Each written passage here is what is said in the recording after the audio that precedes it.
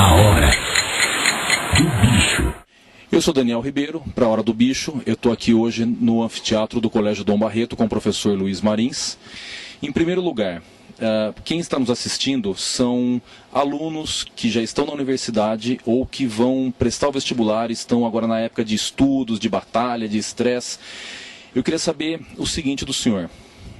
Sempre, desde a época que se criou a universidade, a decisão para a escolha de um curso sempre é uma decisão muito séria, porque define para uma grande maioria das pessoas o futuro profissional que ele vai ter. Só que são adolescentes de 17, 18 anos em sua maioria, que às vezes não têm dados ou maturidade suficiente para fazer uma escolha muitas vezes acertada. E isso acontece acarretando em uma frustração depois que ele se forma, é um profissional frustrado, ou ele acaba abandonando o curso no meio da universidade. Eu queria saber se o senhor tem alguma dica de como ele deve fazer para fazer uma escolha um pouco mais, coletar mais dados para essa escolha. Certo. Bom, gente, primeiro é um prazer estar aqui falando com vocês. O que eu acho é o seguinte: primeiro você deve procurar fazer o que gosta. Isso todo mundo diz, todo mundo sabe. E para você saber o que você gosta, é bom que hoje você tem muita informação. Você tem informação pela internet e você tem informação ao vivo. Então visite o profissional. Os profissionais formados têm o maior prazer em ensinar um jovem para falar quais são as agruras da sua profissão, etc. Então você procure o maior número de informações para decidir. Agora é o que eu quero realmente dizer. Uma vez decidido, preste bem atenção, uma vez que você decidiu, acredite e pise fundo. O grande problema é que em toda a profissão, em tudo que você fizer na vida, tem o que a gente chama de trade-offs, ou seja, para você ganhar uma coisa, você tem que saber abrir mão de outras coisas. Não tem só coisa agradável na vida. Por exemplo, se dá aula, como eu que sou professor, é uma delícia. Agora, corrigir prova, não há quem aguente. Corrigir aqueles trabalhos desse tamanho, tudo copiado da internet, né? Quem que aguenta? Agora, esse é o outro lado. Em tudo. Ser médico é muito bonito. Agora, acordar de madrugada, ir lá atender uma parturiente sábado e domingo, no dia do aniversário da sua filha, o 31 de dezembro, no dia de Natal, não é nada legal. Então, toda profissão tem isso. Então, a primeira coisa que você tem que entender são os trade-offs da vida. Ou seja, não existe só mar, tranquilo, céu de brigadeiro em nenhuma profissão. Essa é a primeira coisa. O servidor público, por exemplo, tem estabilidade, mas em compensação, um servidor público que entre para o serviço público querendo ficar rico, entrou errado. Quer dizer, não vai ficar rico. Ele é um servidor público, ele é um funcionário público. Muito bem. Mas tem estabilidade. Entendeu? Quer dizer, uma coisa compensa a outra. Bom, agora, uma outra coisa que eu quero dizer para você.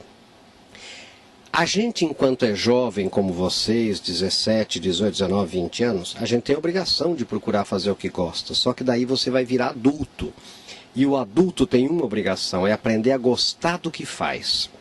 Porque se eu ficar a vida inteira questionando, será isso que eu gosto? Será que é isso que eu gosto?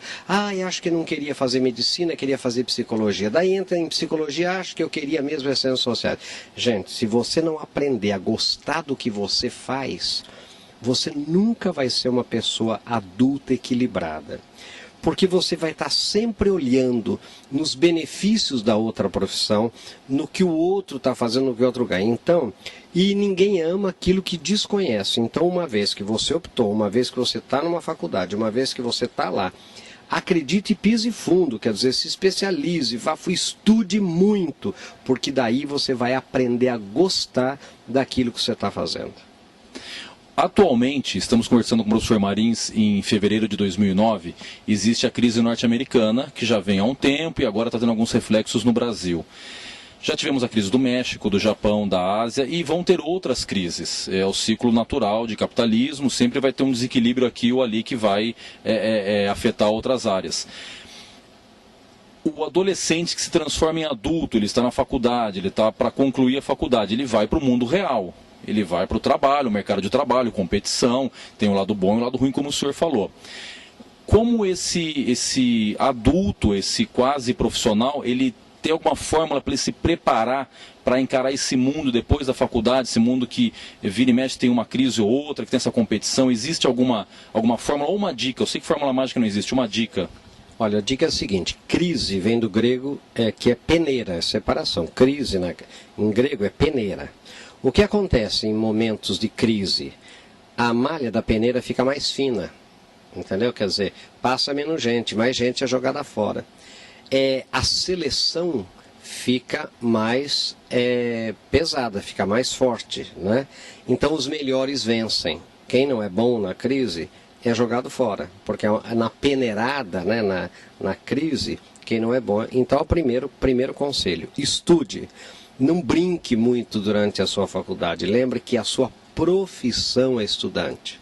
Então, estude, porque depois que você sair da faculdade, você vai se arrepender muito de não ter estudado.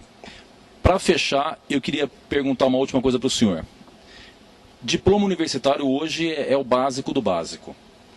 Um curso no exterior, de repente para quem tem disposição, vontade, quer melhorar como profissional, ainda obviamente vale a pena, mas tem aquele peso de 10 anos atrás. Como é que está hoje um curso no exterior, um MBA? Como é visto isso pelos grandes empresários, esse diferencial hoje?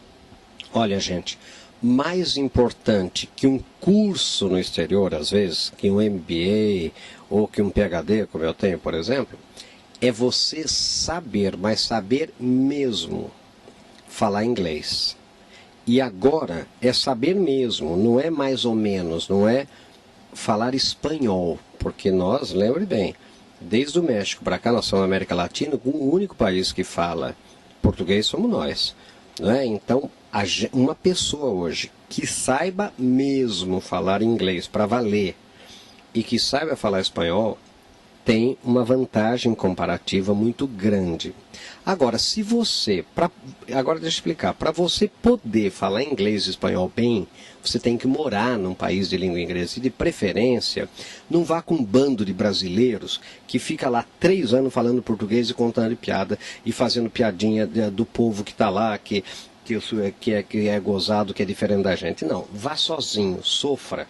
Vá lá, aprenda. Agora, se você puder fazer um curso ainda de um conteúdo, você une as duas coisas.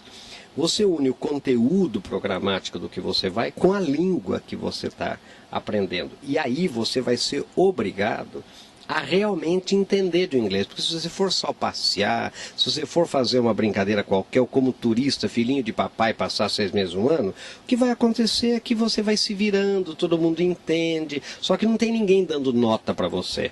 Não tem ninguém dizendo que você está errado, que você vai ser reprovado, etc. Então, as duas coisas são boas. Primeiro, você vai melhorar o seu conteúdo, que é reconhecido em qualquer lugar do mundo, em uma escola boa, e você vai aprender inglês e, de preferência, pense bem nisso, espanhol. Eu sou Daniel Ribeiro, direto para a Hora do Bicho. A Hora